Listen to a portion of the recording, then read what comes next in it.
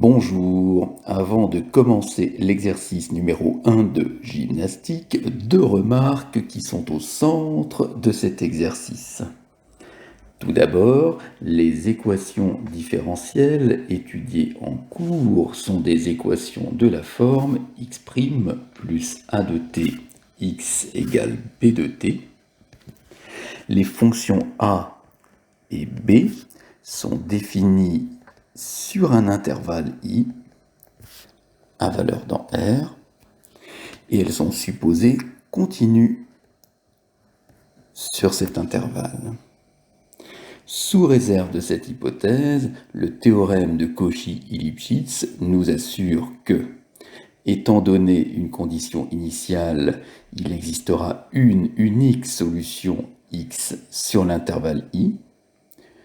Autrement dit, la solution générale de cette équation sera de la forme, quel que soit t appartenant à i, x de t égale une constante fois une fonction phi plus une autre solution appelée une solution particulière.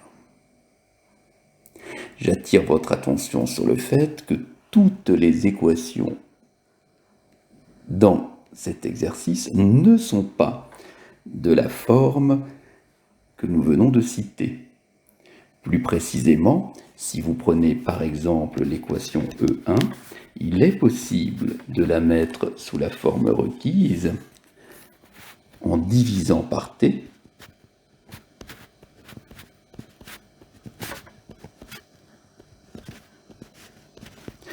à condition néanmoins que t soit strictement positif ou strictement négatif.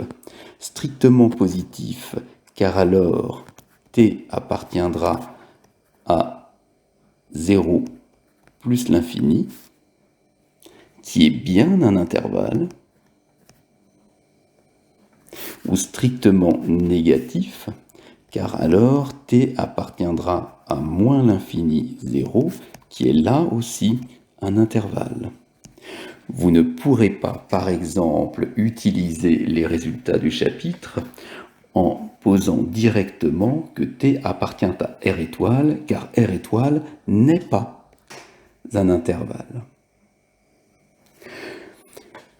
Par conséquent, lorsque nous chercherons des solutions sur un intervalle contenant 0, et on ne pourra pas diviser par 0, ou plus généralement sur toute R, qui est lui aussi un intervalle, il nous faudra d'abord nous restreindre à des intervalles ne contenant pas 0, puis prolonger notre solution, si c'est possible, en 0, voire recoller des solutions définies d'une part pour les t négatifs et d'autre part pour les t positifs.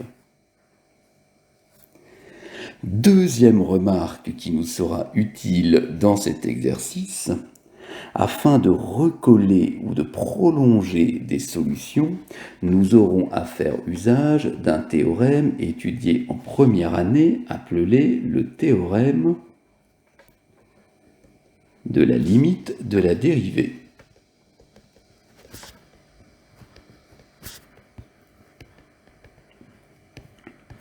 Que nous dit ce théorème? Il nous dit que si une fonction f est continue sur un segment AB et dérivable, mais peut-être pas à l'extrémité A, si d'autre part la dérivée, quand t tend vers cette extrémité, a une limite finie, alors ce théorème nous assure que x sera dérivable en A et que cette dérivée sera égale à la limite L. Par ailleurs, Si x' de t tend vers plus l'infini ou moins l'infini, alors ce théorème nous assurera de ce que x n'est pas dérivable en A,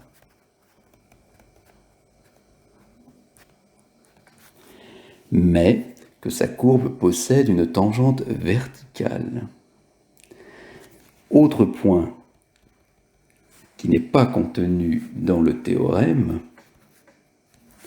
si x' de t n'a pas de limite quand t tend vers A+, alors le théorème ne dit pas que x n'est pas dérivable. Il n'y a alors pas de conclusion.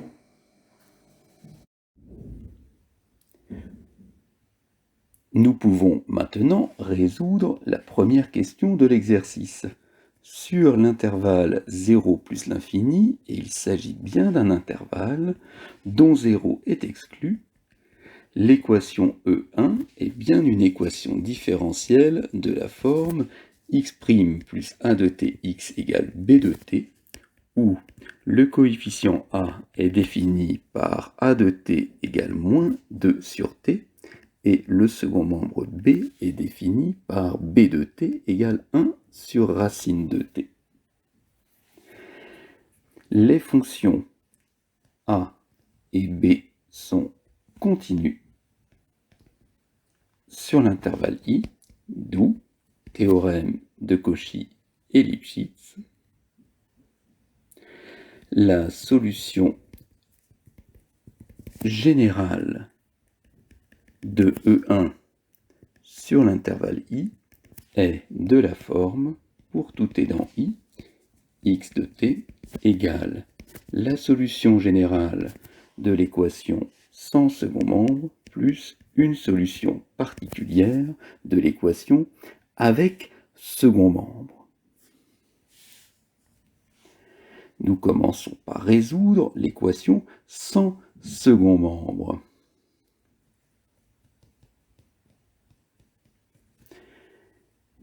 C'est l'équation tx' moins 2x égale 0. Vous pouvez constater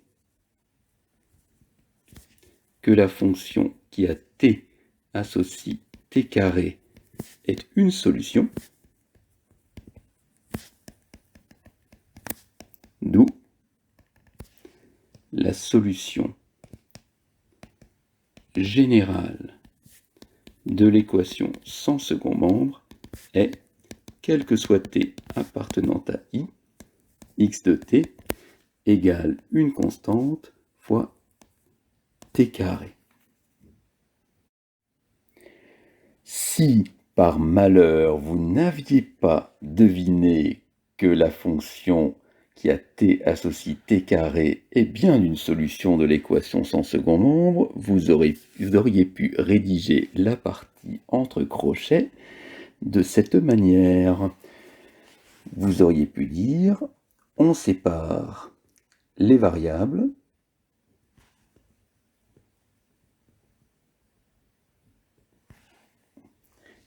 l'équation sans second membre qui s'écrit tx' moins 2x égale 0 se réécrit x' sur x égale 2 sur t.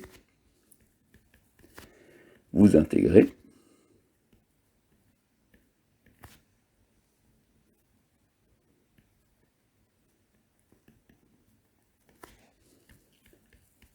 Vous exponentiez. Et vous retrouvez ainsi la solution de la forme kt carré. Puis vous écrivez d'où la solution générale de l'équation est de la forme. Puis nous cherchons une solution particulière de l'équation avec second membre. Si vous êtes inspiré, vous pouvez la chercher sous la forme d'une constante fois une puissance de t. L'équation E1 sera vérifiée si et seulement si t fois la dérivée moins 2 fois la fonction est égal à racine de t, c'est-à-dire t puissance 1 demi. Ceci sera vrai si et seulement si alpha est égal à 1 demi et a égale moins 2 tiers.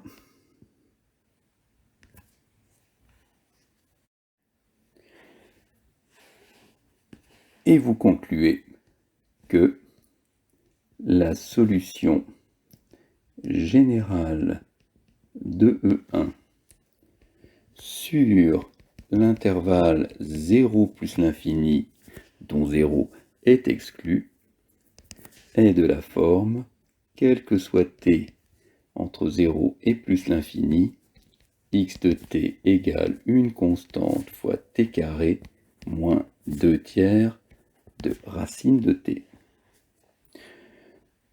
Comment, me direz-vous, faire si l'on ne devine pas que la solution constante fois t alpha fonctionne?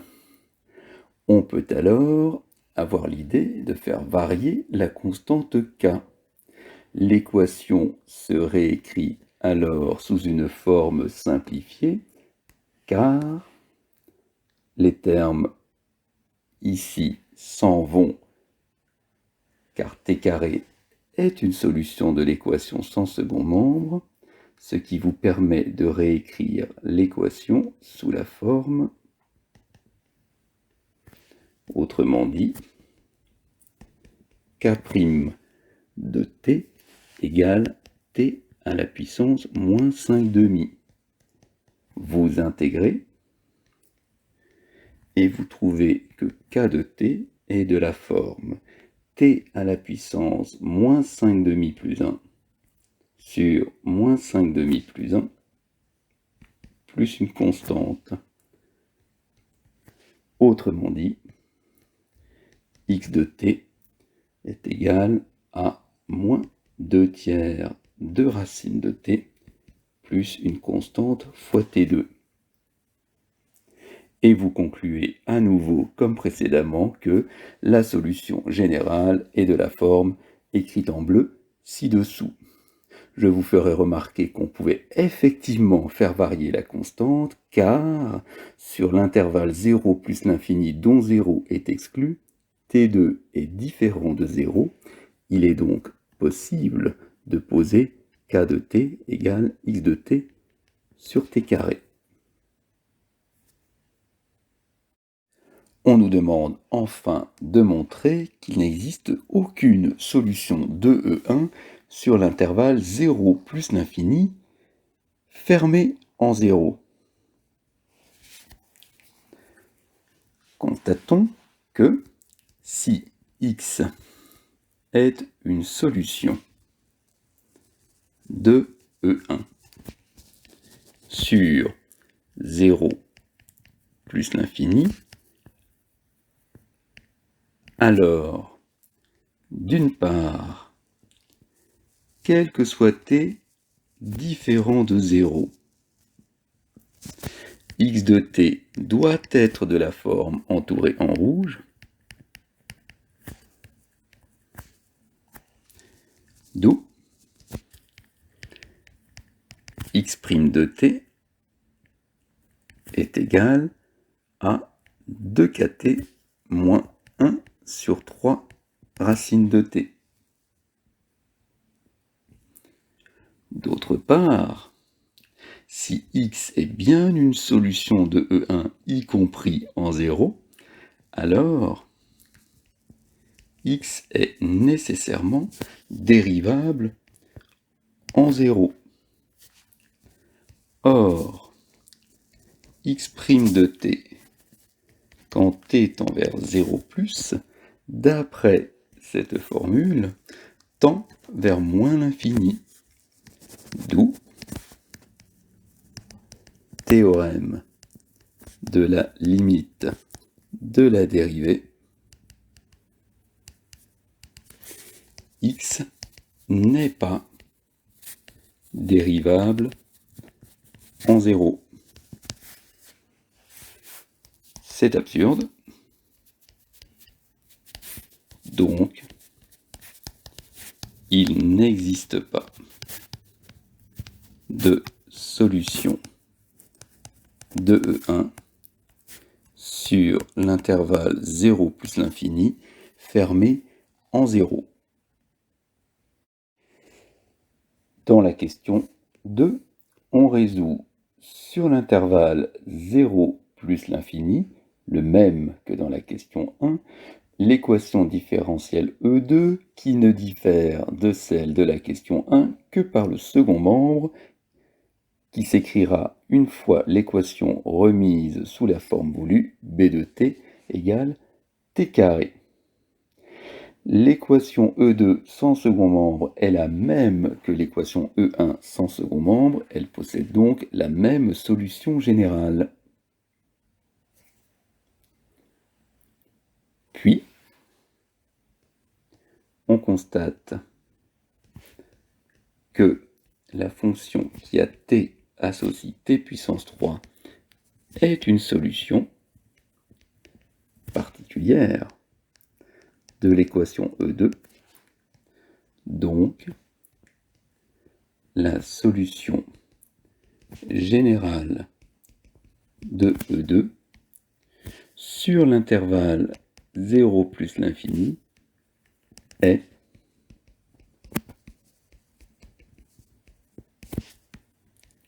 la somme de la solution générale de l'équation sans second membre plus une solution particulière.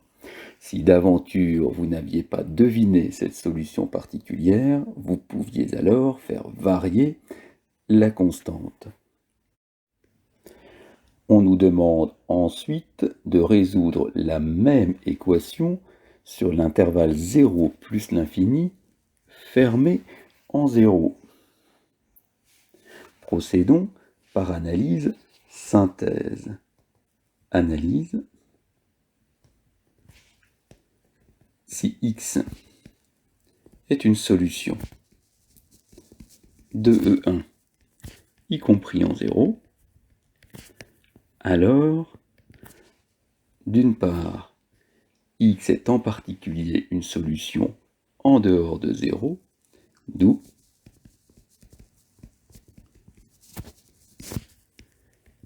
quel que soit t différent de 0, x de t est de la forme kt2 plus t cube. D'autre part, si x est effectivement une solution y compris en 0, alors x est dérivable, donc continu en 0.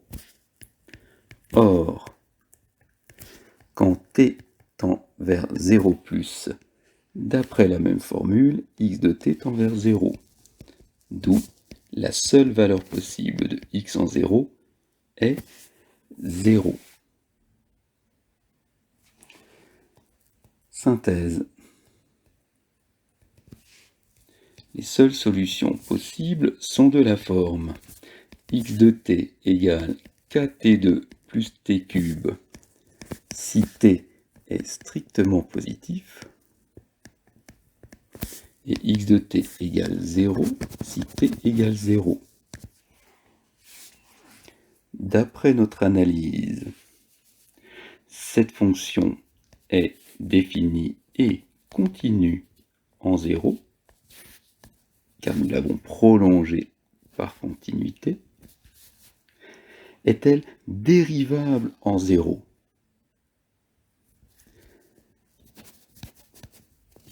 x' de t, qui vaut 2kt plus 3t2 pour tout t strictement supérieur à 0, tend donc, quand t tend vers 0 vers 0.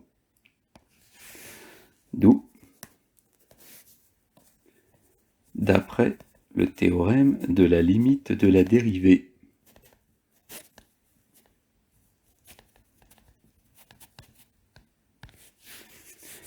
x est dérivable en 0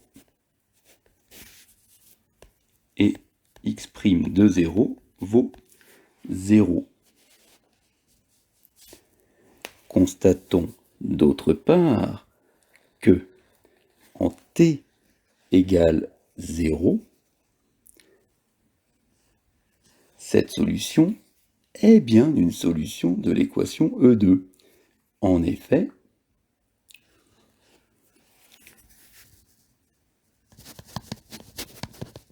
zéro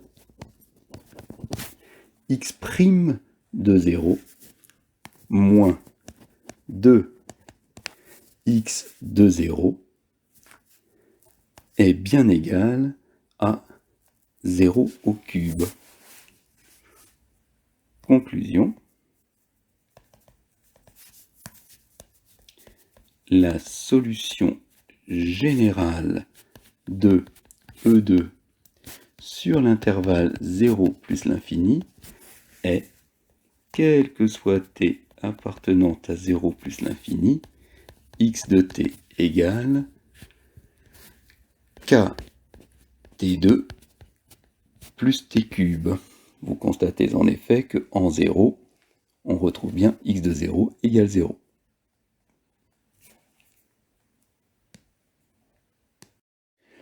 On nous demande enfin de résoudre la même équation sur tout R. Que savons-nous? D'après l'analyse précédente, nous savons que sur l'intervalle I des réels strictement positifs, la solution générale de E2 est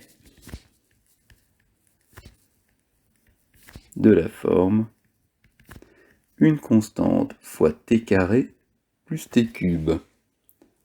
De même, sur l'intervalle J des réels strictement négatifs, la solution générale de E2 sera de la forme une constante fois t2 plus t cube.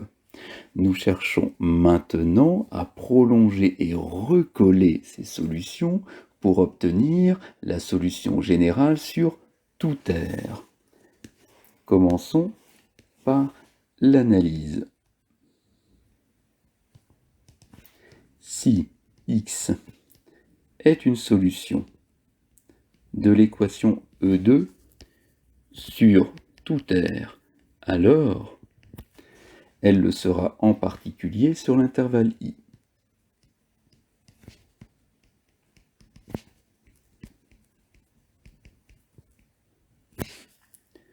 Et en particulier sur l'intervalle J.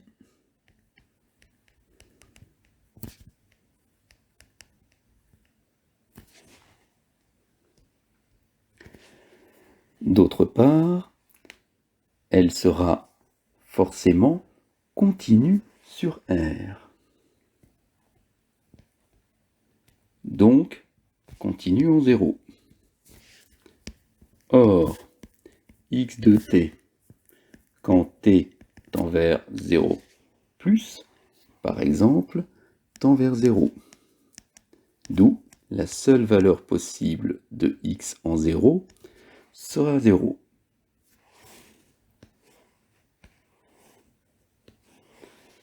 Procédons maintenant à la synthèse. D'après l'analyse, les seules solutions possibles sont de la forme une constante fois t2 plus t cube si t est strictement positif, une constante fois t2 plus t cube si t est strictement négatif, et x de 0 doit être égal à 0. D'une part, cette solution, quand t tend vers 0 plus, tend vers 0, qui est bien égal à x de 0, et quand t tend vers 0 moins, elle tend aussi vers 0, qui est bien égal à x de 0. D'où cette fonction x est bien continue en 0. D'autre part, quel que soit t différent de 0, cette solution est dérivable et sa dérivée vaut 2kt plus 3t2 si t est strictement positif et 2lt plus 3t2 si t est strictement négatif. Où vous constatez que x' de t, quand t tend vers 0 plus, tend vers 0, quand t tend vers 0 moins, tend vers 0, d'où quand t tend vers 0, tend vers 0. D'où, d'après le théorème de la limite de la dérivée, x est dérivable en 0 et x' de 0 vaut 0. Enfin, il est exact que 0 fois x' de 0, qui vaut 0, moins 2x de 0, qui vaut 0, est égal à 0 au cube. La conclusion est la suivante.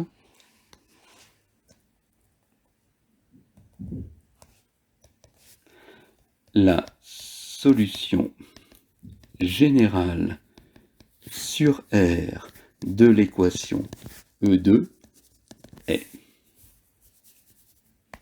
x de t égale une constante fois t2 plus t au cube si t est strictement positif, une constante fois t2 plus t cube si t est strictement négatif, et x de t égale 0 si t est égal à 0.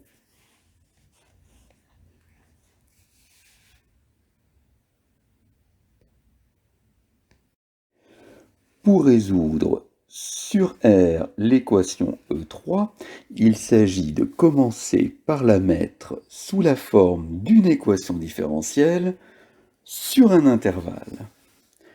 Plaçons-nous d'abord sur l'intervalle I des réels strictement positifs. L'équation E3 se met bien alors sous la forme d'une équation différentielle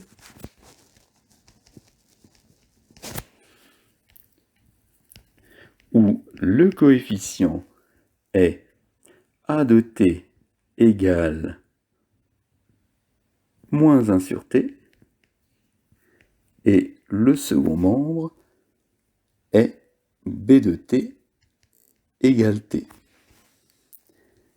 Les fonctions a et b sont continues sur l'intervalle I, d'où théorème de Cauchy et Lipschitz, la solution générale de E3 sur l'intervalle I est, quel que soit t appartenant à I, x de t égale une constante fois une solution de l'équation sans second membre plus une solution particulière de l'équation avec second membre.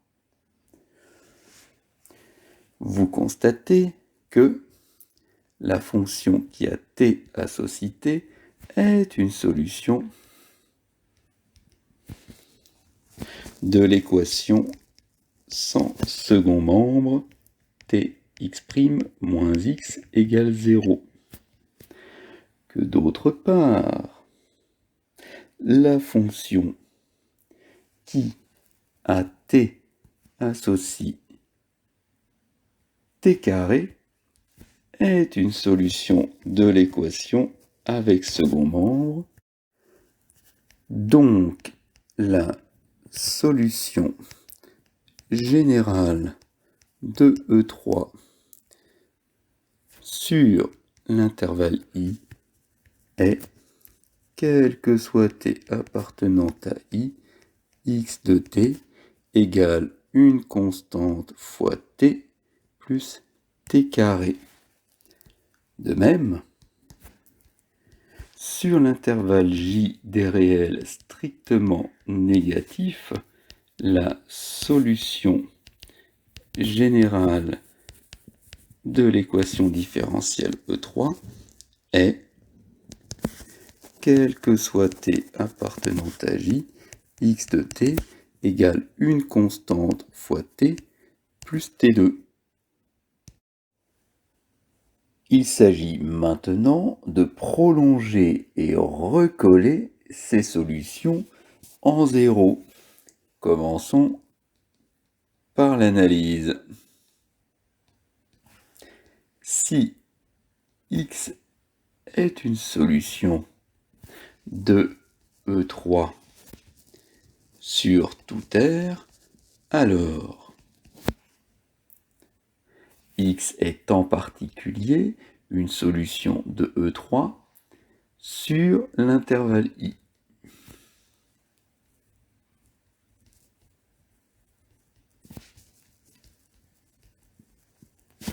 Mais aussi une solution de E3 sur l'intervalle J. D'autre part, x est nécessairement continu en 0. Or, quand t tend vers 0 plus, x de t tend vers 0, d'où la valeur de x en 0 est forcément égale à 0. Puis, x est nécessairement de classe C1, d'où la dérivée de x doit tendre vers x' de 0 quand t tend vers 0. Or,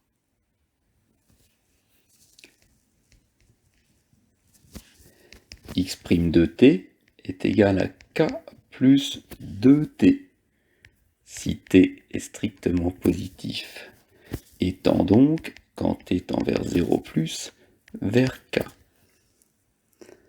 De même, x' de t est égal à L plus 2t si t est strictement négatif et tend donc, quand t tend vers 0 moins, vers L. Par continuité de la dérivée, il faut donc que k soit égal à L. Ceci est la fin de l'analyse.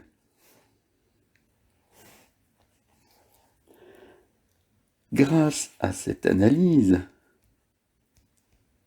nous savons que les seules solutions possibles de E3 sur R sont de la forme x de t égale kt plus t2 avec la même constante k, que t soit strictement négatif ou strictement positif. Cette formule est donc valable pour tout t différent de 0. Et en 0, x de 0 doit être égal à 0.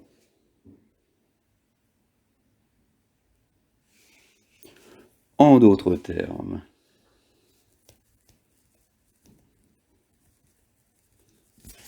x de t est égal à kt plus t2 pour tout t appartenant à R. Cette fonction, c'est un polynôme, est dérivable sur R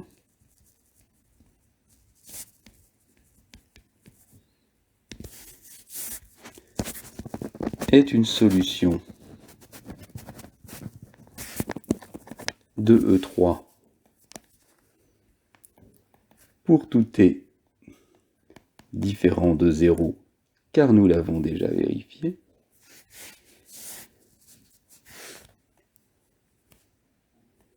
et même sur R, car x' de 0 vaut k, d'où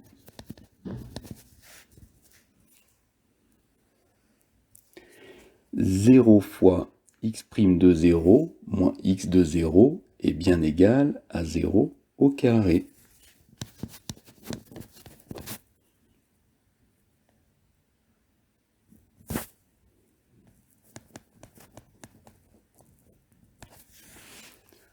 Conclusion.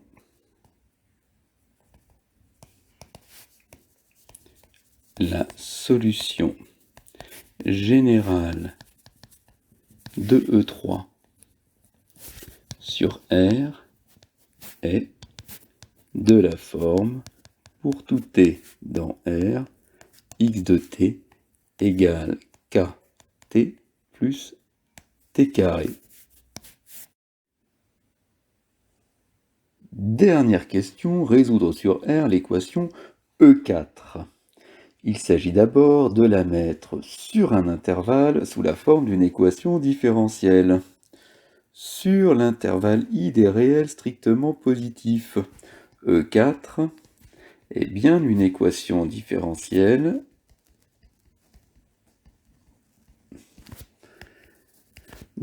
dont le coefficient s'écrit 1 sur t carré et dont le second membre s'écrit 1 sur t carré.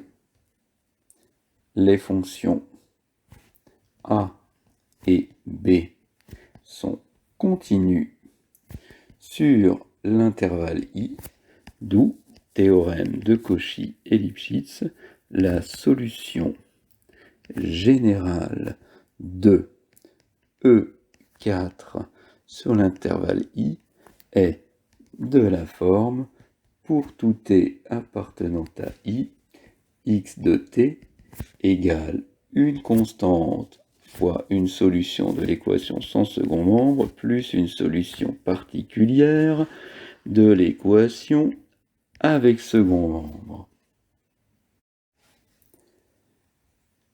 On résout l'équation sans second membre en séparant les variables.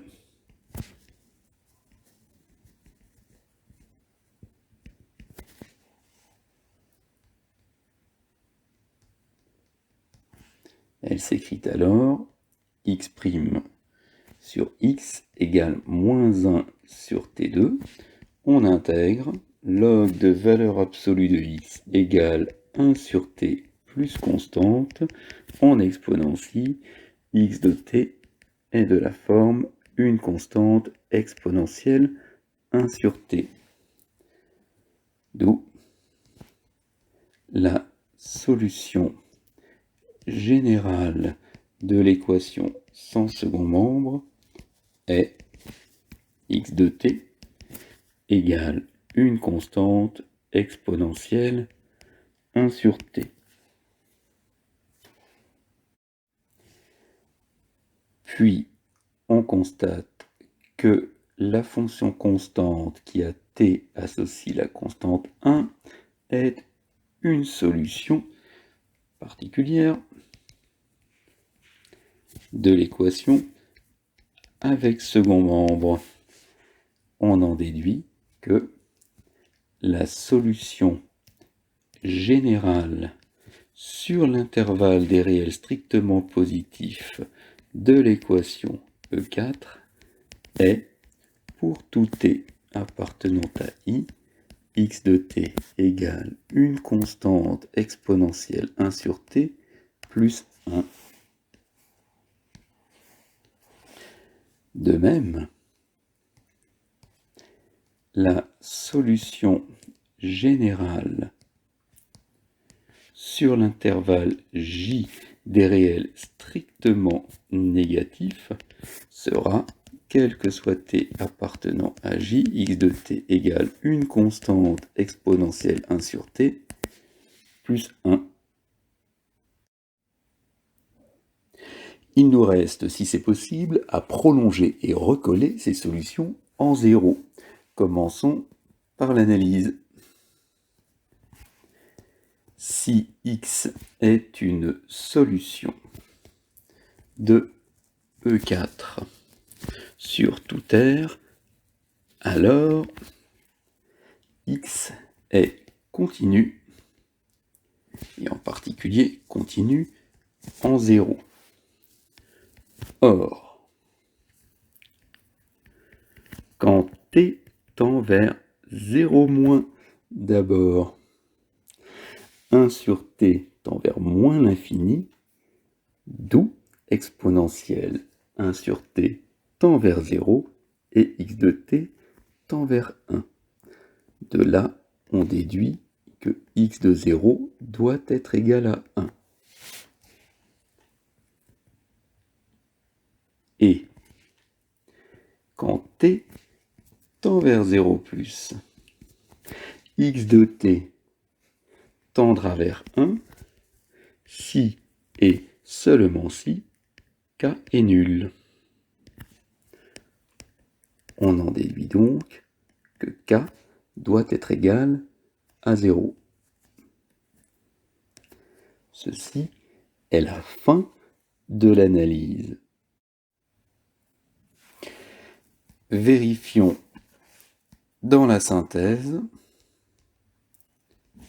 que les seules solutions possibles, à savoir x de t égale une constante exponentielle 1 sur t plus 1 si t est strictement négatif, égale à 1 si t est strictement positif ou si t égale 0, que ces seules solutions possibles sont effectivement des solutions. Une telle solution est continue en 0 car x de t, quand t tend vers 0 moins, tend vers 0 plus 1, car alors 1 sur t tend vers moins l'infini, donc exponentielle 1 sur t tend vers 0. Quand t tend vers 0 plus, x de t tend vers 1, car x de t est constamment égal à 1 si t est supérieur ou égal à 0. Les limites à droite et à gauche sont égales à la valeur de la fonction, d'où x est continu en 0. Est-elle dérivable en 0?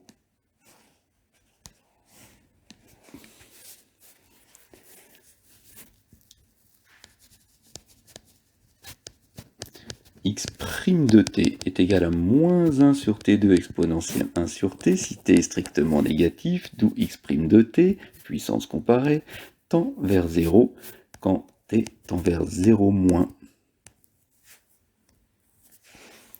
De l'autre côté, x' de t est égal à 0 si t est strictement positif, car x est alors constamment égal à 1, donc tend vers 0 quand t tend vers 0 plus. D'où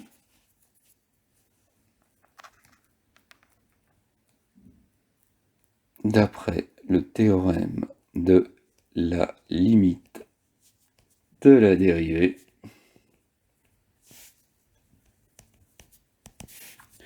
x est dérivable en 0 et x' de 0 est égal à 0.